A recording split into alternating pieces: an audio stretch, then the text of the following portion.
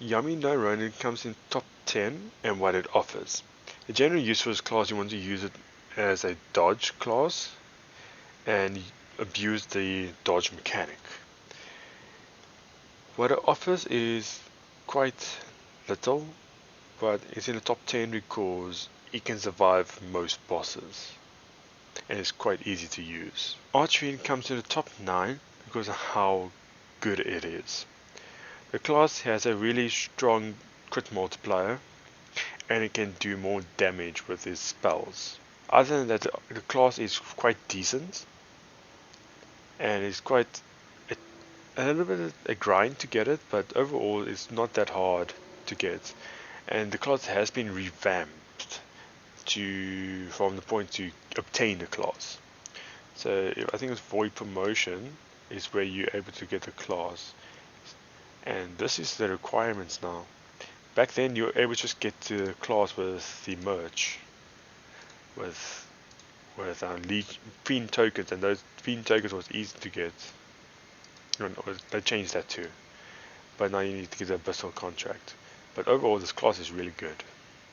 And I would recommend you guys to use it in Ultra Nolgath. Dragon of Time comes to the top 8 because of what it offers. The class does not nuke and it does health based damage. So the more health you have, the more damage you do. And there's two phases. There's an AoE and a single target. In a single target version you're able to do more damage. This class can be used with Dark Carnax, since Dark Carnax gives you like a bajillion health. And you can also use it with Zang, Chaos Twins. And you can also use this class with Doom Kitten with the Curse of Blades effect, because this class doesn't crit, and the Curse of Blades only affects people who crits. So this class is really good in that regards. LightCaster comes in the top 7 because of what it offers. The class can be used for farming and for soloing and some ultras as well. The general use of this class is a support and an offensive build. In groups the class does give some support with healing and some buffs. It's not that noticeable, but it's quite good, and its damage increase if you're fighting big bosses. In ultras you can use this class with Ultra Darkon, since the stacking of the two helps a lot and the healing is quite high also. The class only has one downside, that you need to spend 1000 ACs to buy the Light Mage, and you still need to grind for this LightCaster upgrade from Light Mage. There's only one downside. Chaos Avenger is the top 6 class for what it offers. It is a tank, taunter, and a debuffer. The class offers a taunt position because it is known for its health and its resistance. So taunting is primarily what this class is good for. In ultras, it can be used in quite a bit of ultras, except for ultras that has cooldown reductions. It has high cooldowns. So if you're not able to hit your 5 and you miss it, the class is kind of a mission to get, but it's not as bad as Void HighLord or Legion Revenant. It's a little bit of grind, but it's not that much. Void HighLord comes in the top 5 for what it offers. And I will put in an honorable mention because this will be the last nuking class that is not support. Thus being said, Void HighLord is a tank melee and is known for resistance and its durability when fighting bosses and mobs and farming. The class has really low cooldown, so it can be used for farming and for soloing. The class has high resistance, so it can negate most hard hitting bosses. It has a stun on its 3, which is quite useful if the boss does not have stun immunity. The class in groups is quite good because it also increases the damage taken for the bosses or mobs that you're fighting, and it increases for everyone. In ultras, the class can be used in some ultras, but not all, because due to its lack of supporting capabilities, I have a brain fart moment there, anyways, then it would basically mean that it wouldn't offer as much if you compare to Lord of Order, Legion Revenant, ArchPaladin or StoneCrusher. This is also one of the few classes you want to use Smite with if you want to nuke a boss down. But I would recommend use Valorance, which is also a nice enchantment if you want to fight longer periods of bosses. And also if a boss shield is like 100k, this class normally caps at 100k if you use Anima. I freaking do not know. There's the Forge enchantment for your helmets. There's Strength base. Then you're able to have that consistent 100k crits, especially with this class since this is so good. The class is quite easy to get since there's faster respawn times. There are multiple ways to get the mats, and the class to obtain it has been reduced, and also there are two ways to obtain it. You can fight Ultra Nolgath, or you could farm the class. Back then it was horrible to get the class because you needed 4 Rotoms of Nolgath, and those were like 15% drop rates, or I might be getting the drop rates wrong, but it was hard to get it. Then they changed it to 14, then they reduced it. But over time, the gold cap was increased, the level cap was increased, and the faster respawn times, and also some farming pets were also re-released, and yeah, it's just, you see what I mean, like things just got a lot easier. That being said, I would recommend you using this class since it's the best class to use for solo and DPS. There's not a chrono. StoneCrusher or Infinite Titan comes in the top 4 position due to what it offers. It is a defensive caster due to its reductions and the healing and other support capabilities. This class is mostly known for its mana regen, for its allies, and the defense it gives, and the ever-growing dot if your allies attack the boss.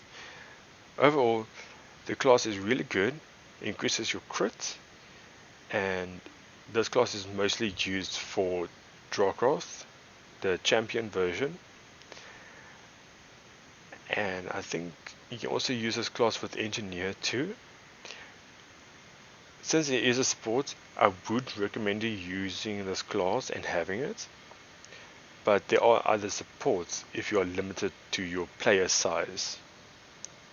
But that being said, since it's a support, it is way more superior than other classes.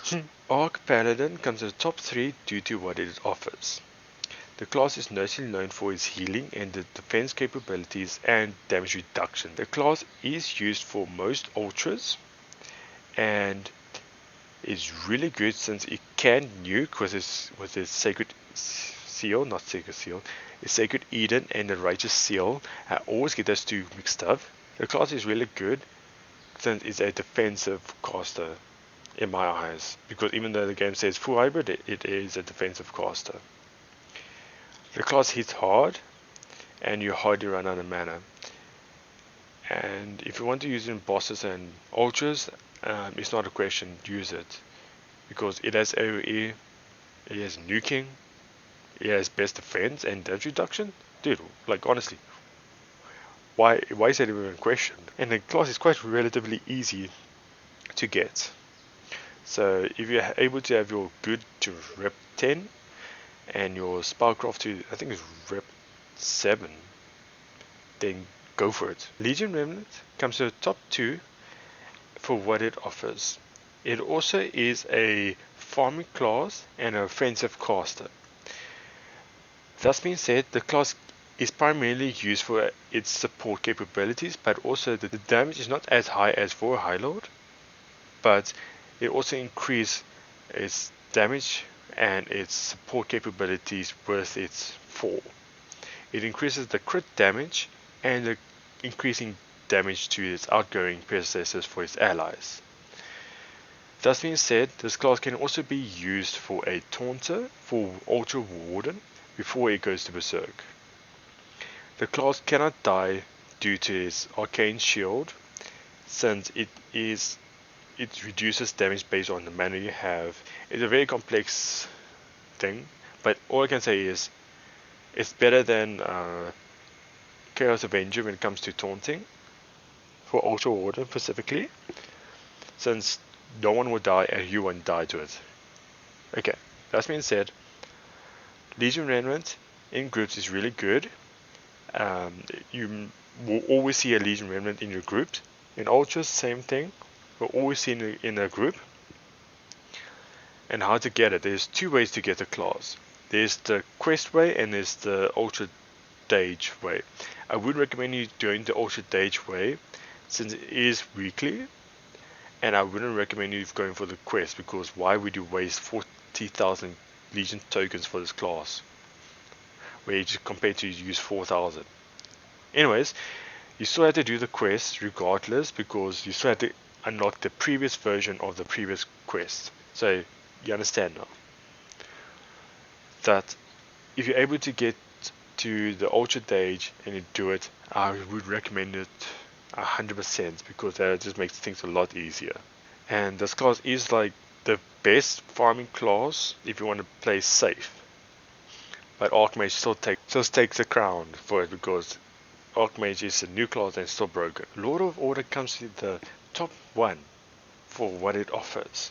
It is a defensive caster and a full out support. The class gives everything that you need except for a healing over time. That being said, to obtain the class, it is a daily, so I would recommend it just taking your time with it and don't just rush it. In groups, this class gives literally everything you need. It gives you damage, an instant heal, it gives some defense and stats. And the only class that does give stats is also Master Markland, which comes at a hefty price tag. Thus being said, I would recommend you having this class, because for Ultras it's literally a must have. And how to get it, like I said, is a really easy process to get to the class.